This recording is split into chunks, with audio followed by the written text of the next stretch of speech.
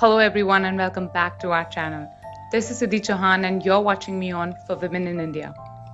Today's video is about a very important act and we have tried to make this video and this channel as informative as possible.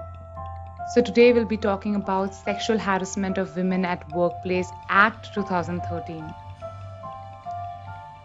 The Act has been majorly derived out of the Vishaka Guidelines issued by the Supreme Court in a very renowned judgment that was Vishaka and others versus the state of Rajasthan in 1997. Petition was filed by a number of social activists and NGOs after a social worker was brutally gang raped during the course of her employment in Rajasthan.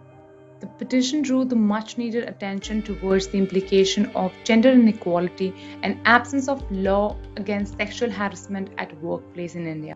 The Vishaka Guidelines were replaced by the Sexual Harassment of Women at Workplace Act 2013.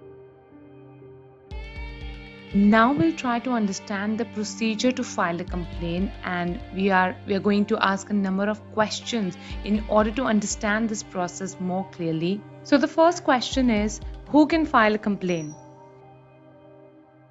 So an aggrieved woman may file a complaint against sexual harassment at workplace within 3 months from the date of incident. Apart from that, a legal heir or any other person legally allowed under the Act can file a complaint if the woman is unable to do so. Second question is, where the complaint is filed.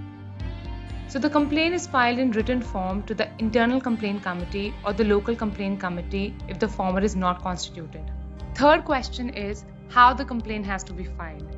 So the complaint has to be filed in written form. And in case when the woman is unable to file a complaint in written form, the respective committee is obliged to extend reasonable assistance to the women in order to do so.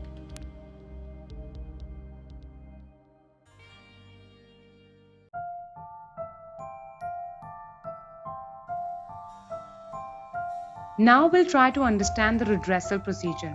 So the respective committee may try to settle dispute between the aggrieved women and the respondent on the former's request, given that no monetary compensation is made during such a conciliation. In this conciliation, no inquiry is being made. Other than that, the committee also has a right to initiate an inquiry against the respondent if whether respondent is an employee according to the service rule or any other manner that is allowed if such service rules is not available. The committees also have powers related to monetary relief, so the respective committee may deduct any amount from the salaries or wages of the respondent in case the respondent is an employee and direct the amount to the aggrieved women. And in cases where the employer is unable to deduct any amount from the wages and salaries of the respondent, they will direct it directly to the respondent to pay the aggrieved women. And in case where there is a failure of payment of appropriate amount to the aggrieved women, the committee has a right to send the complaint to the district officer. Now we'll be talking about the factors that determine the compensation. So the respective committee may determine the compensation on the following basis, like first, the financial condition of the respondent, any kind of medical expenses incurred in physical or psychiatric treatment, emotional suffering or mental trauma suffered by the aggrieved women, loss in career due to the incident of sexual harassment at workplace, and feasibility of the appropriate amount to be paid in lump sum or installments. The Internal Complaint Committee or the Local Complaint Committee may file a complaint under Section 509 or any other relevant provision of the Indian Penal Code 1860 when a case of prima facie exists in case of a domestic worker. The respective committee may grant a number of interim reliefs during the pendency of the inquiry, like transferring the aggrieved women or the respondent to some other workplace, granting the aggrieved women a leave for a period of maximum 3 months, and there are granting any form of legal relief to the women.